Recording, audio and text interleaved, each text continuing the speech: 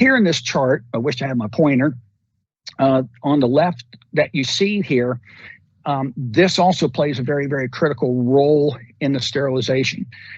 You'll see here that where it says 100 degrees Celsius atmospheric or 212, that's boiling water on the pot. The next one that you see is 15 psi. So if you apply 15 psi of pressure, of steam pressure to your autoclave, that equates to 121 Celsius or 250 degrees Fahrenheit. In the red, you'll see that that is the actual boiling point of water. Now, I rounded it up, but it's actually 122.6. So if you're adding water to your bag, and because you want to create steam, you have a little bit of a problem. So you go, okay, Bob, you know what I'll do?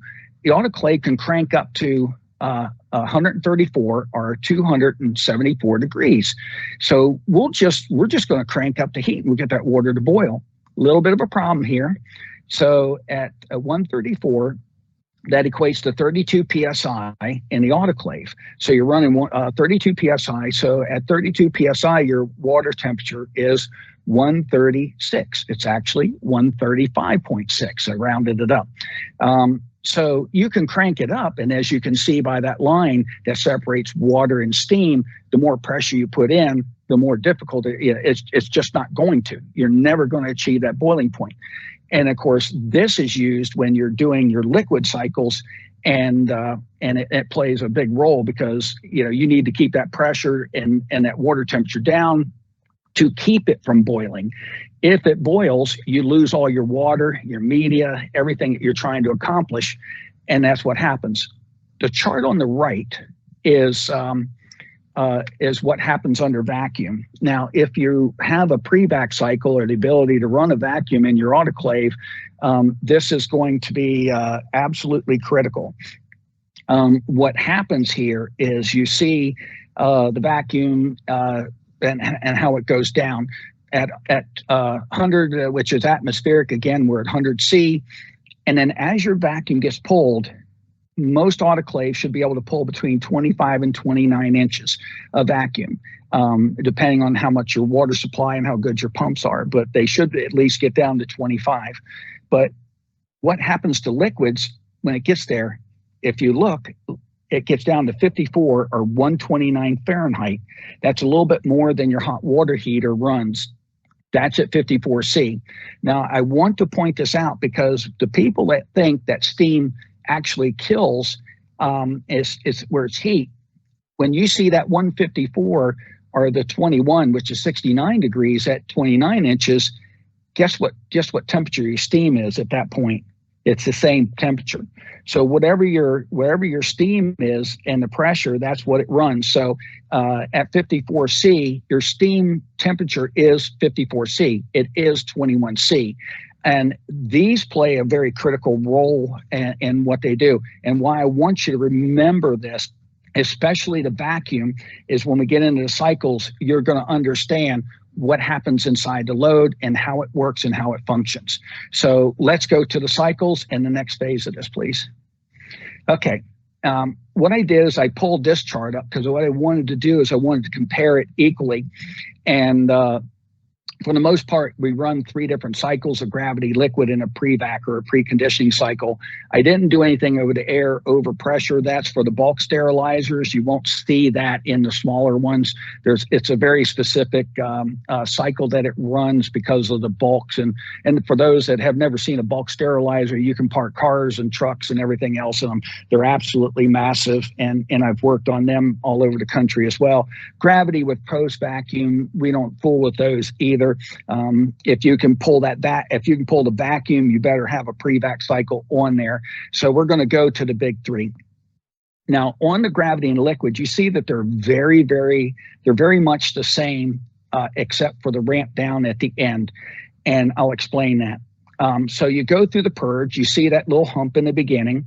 There's a little bit of a purge, and your purge is very, very critical to an autoclave. What the purge does is it takes either a minute to 3 minutes. I generally run, the ones that I controlled, I put a 3-minute purge in it. what it does when you open the autoclave and you shut it, you're going to get little air pockets in the chamber. You have to get rid of those. And what happens is if you can see, they will shrink, and it's like a balloon of air. And as it heat and pressure, but it won't heat up. So there's pockets within that could harbor a virus or a spore that'll never achieve the temperature. It actually does. So the purge, what it does is it will open the drain valve and it pours steam in, and then it starts preheating the chamber, the contents, the drain, and gets rid of any cool spot in and forces it down the drain. So it's preheating everything. Now, when it goes into the heat up, you'll notice that it's a very slow, methodical ramp up. If you ever hang around to listen to the autoclave, you'll hear it go. You'll hear that after the purge, you'll hear it go click, click, and you'll hear steam going in, stop. Wait a little bit, steam going in, stop. And what it does is it ramps it up very, very slowly. It is a very, very slow process. Now, in the beginning, I told you that that steam is the hammer to the heat nails, and the nail is what we want to drive in order to get the kill. Both the liquid and the gravity, I like to call them the tack hammer, is what they are. And the reason is it's going by and it's taking that steam and it's just tapping it in. Tap, tap, tap, tap, tap. Is probably the best way of doing it. So it's nothing hard. It just taps it in every time that steam's trying to push it just a little bit. But if your load is dense, in other words, if you have a bunch of something that is dense and layered, you have to remember what's going on. As that steam goes in there, what's happening is that steam's going to attack anything cold. And what's going to happen when steam attacks cold? It turns to liquid again. So liquid is a barrier for heat. And this is why the gravity cycle is probably not one of my preferences for waste, and for this reason. And what generally happens is that it will start, you have to keep trying to push that liquid to a temperature where it slowly starts coming back around, and that's why the slow ramp up.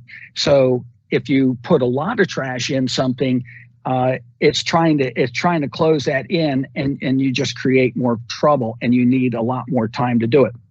So it literally is just taking that nail and tapping it in. So when you get right above sterilization, it's going to go through a very quick check, and it's going to say, okay, I'm going to check.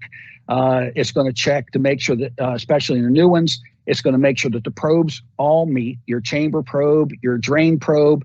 Then it's going to check your steam pressure to make sure that your jacket pressure, your everything meets, because pressure and temperature correlate evenly. So at 15 psi, that should equate to 121. So when you get into sterilization, it's going to do the same thing. It's going to run through a hold pattern, and it wants to see if the temperature is going to drop off. If it drops off, then it will pump steam in, and then you get a timeout period. So if it sits there and it keeps going back and forth, it will get a timeout, and that's where you get your heat timeout failure. And when you get a lot of heat timeout failures, it generally is because you've overloaded the autoclave, and the contents are still cold enough that it's causing cool air to go into the drain in the chamber, and it drops down too low, and you get that layer. So let's talk about the ramp down here real quick. And especially with the effects of liquids. If you look at the gravity, it's exactly what it does. At the end of the sterilization, it cuts off the steam to it, and then it says, we're going to open up the drain valve and an air inlet valve. So it uses gravity to go down. So within 30 seconds to a minute, it's going to come back down to atmospheric.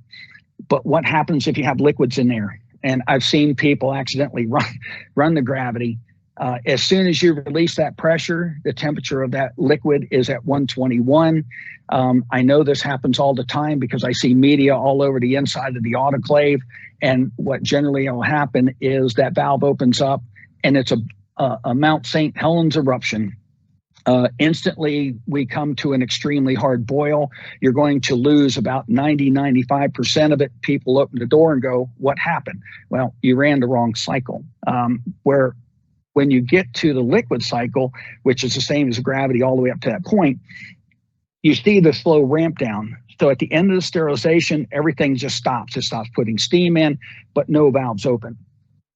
It will sit there for probably a minute and a half to 3 minutes, depending on your setting, and then it slowly ramps down. And what it's trying to do is to match the pressure to the temperature. So as the temperature comes down, it can release a little bit of that pressure in order to keep it from boiling. It's really, really tricky to do. You generally, if you're going to lose your any percentage of it, it's in the ramp down. You don't lose your water, it's the ramp down. If you lose more than 10% and you start losing 20-30% and you see media splattering, you either need to change your settings to slow the ramp down a little bit more, or you have a leak in the chamber or a bad steam a steam trap, and you need to call your technician, and then they can make that adjustment. Over here for the preconditioning. Now this, where the gravity in the liquid was the tack hammer, this is the jackhammer. This is what this preconditioning does, and pre-vac or preconditioning. And you see how aggressive those lines are. On the pointer, so you have your same purge section that you see in that little hump, and then it'll drive it up to 9 or 10 psi, depending on if you're running the 121 cycle. And I'm going to assume the 121. So you're running the 121 pre-vac cycle, and what it'll do is it's going to pump in about 9 to 10 psi. Now you have to remember what's going on and the physics of what's happening. So you have a denser load, but you're running a pre-vac, and when they invented it, it's for this specific reason. So you drive it in, the steam is attacking cold spots, and then it's turning to liquid. Well, the liquid's what's blocking your heat. It'll insulate and it won't allow that heat to come in. Like on the gravity in the liquid, it has to eventually just kind of push it and overtake it. With the preconditioning or the pre-vac, what it does is it pushes it in. It says, okay, let's get rid of that barrier. So when that pressure starts dropping, it opens the drain valve. You don't get outside air. It turns a pump on, either a Venturi system, which produces a little tornado, and then they inject water around it like a tornado, and then it pulls it. But it has to be cold water, because what you're trying to get rid of is the mist. You're trying to get rid of the liquids, but how do you get rid of them? Remember what I was explaining to you in that chart before. When it pulls a vacuum, you lower the temperature of boiling point. So you're pulling 29 inches, your boiling point is 54 C, or 129 degrees. Now that liquid barrier that was in your way has now turned back to a gaseous state, a misty, gassy state, and that blockage is now removed. So as it comes down and it pulls it all the way down, all the liquids are gone. They're boiled and they're turning to gas. And then what happens is it gets pulled down the drain, and now it preconditions the autoclave chamber back to a totally gaseous state again. So there's no liquids or anything in it. And now it's going to keep driving back up. And that's what it does. It puts the steam in, and it just keeps closing that down and pulling that liquid out until there's no spot left. Now, in all the places that I work, if they were running trash, the first thing I did is I went from a 3 to a 4 pulse. The reason I did a 4 pulse is we're trying to bust bags open, because it's critical to get that steam and heat into the. If you see how the autoclave works, if your bag is closed, that's not happening. You're not getting that pull and pull out, pull in, pull out. And you'll see this in the testing. Next slide, please. So what I'm going to do is I'm going to go ahead and get into the testing.